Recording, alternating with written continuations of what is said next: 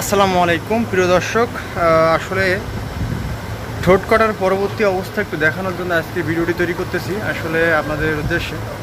তো আসলে ভিডিওটি সম্পূর্ণ দেখবেন, আর যারা আমার চ্যানেলটি এখন সাবস্ক্রাইব করেনি এখনই সাবস্ক্রাইব করবেন। আসলে ঠোঁট কাটার পরে মুরগির কী অবস্থা একটু দেখাচ্ছে আপনাদের। দেখুন, খাবারের পাত্রে, প্রতিটা পাত্রে কিন্তু খাবার আছে, আপনারা খেয়াল করে দেবো, কিন্তু তারপরেও তারা খাওয়ার যথেষ্ট ইচ্ছা আছে, যে কারণে তারা খাবার যেখানে দেওয়া হচ্ছে সেখানে ছুটে আসছে খাবার খাওয়ার জন্য। আসলে তাদের ঠোঁটে একটা ব্যথা, যেহেতু একটা কাঁচা ঠোঁট কাটা হয়েছে। তারপরে একটা বিষয় হচ্ছে, কাঁচা ঠোঁট কাটার পরে আপনার দেখবেন ঠোঁটটা ধরে দেখবেন আসলে শুকাইছে কিনা। ঠোঁটটা যতক্ষণ না শুকাচ্ছে, যতদিন শুকাবে না ততদিন আসলে মুরগি ভালোভাবে খেতে পারবে না। আসলে নাল নাল এক ধরনের রস বের হয়, কারণ কাঁচা ঠোঁট আপনারাও জানেন, মানুষের যদি কোথাও কেটে যায় তো আসলে সেখানেও কিন্তু অত সহজে কাটা একটা সারতে চায় না। তো তাদেরকেও অবশ্যই কাটা হয়েছে যেহেতু ঠোঁটটা খুব ভালোভাবে আসলে একটু সময় নেবে। তো আসলে আমি দেখাবো ঠোঁট একটা মুরগির, দেখবেন আসলে কী অবস্থা, সাথে থাকবেন, খুব কাছ থেকে দেখাচ্ছি, সাথে প্রিয় দর্শক একটু দেখতে থাকুন।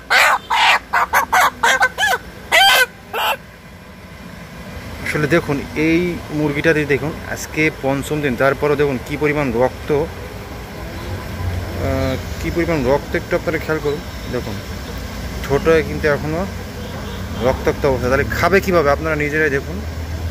সো আসলে খুব কষ্ট, তারপরেও এটা করতে হবে।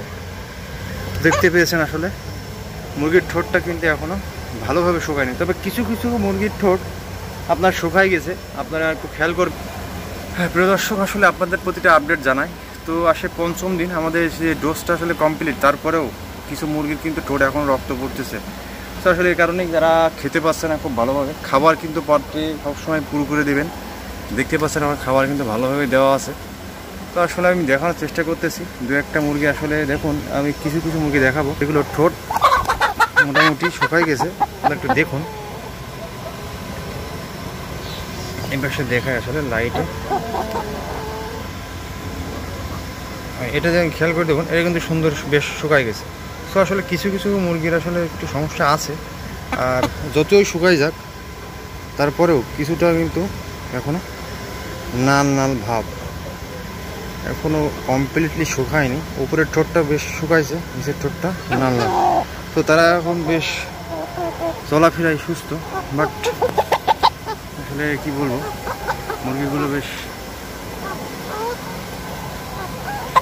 তারা কষ্ট পাচ্ছে, খেতে পাচ্ছে না, খাওয়ার ইচ্ছা থাকা সত্ত্বেও খেতে পাচ্ছে না।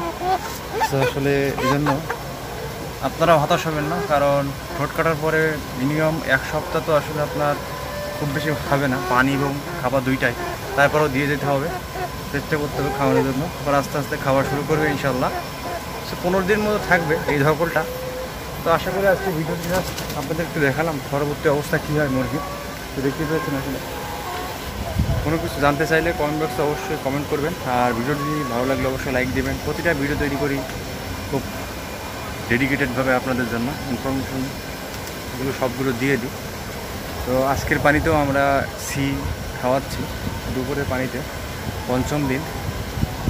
তো আসলে দেখা যাক, আলহামদুলিল্লাহ দোয়া করবেন মুরগিগুলো খুব দ্রুত যাতে সুস্থ হয় এবং আবারও যাতে খাওয়া দাওয়ার এটা চলে আসে। দেখুন খাবার সব খাবারের পাত্রে খাবার রয়েছে, কিন্তু মুরগিগুলো খাবার ইচ্ছা থাকা সত্ত্বেও খাচ্ছে না। কিছু মুরগি আসলে খাচ্ছে, যাদের ঠোঁটটা খুব দ্রুত শুকায় গেছে তারা খাচ্ছে, বাকিগুলো খাচ্ছে না।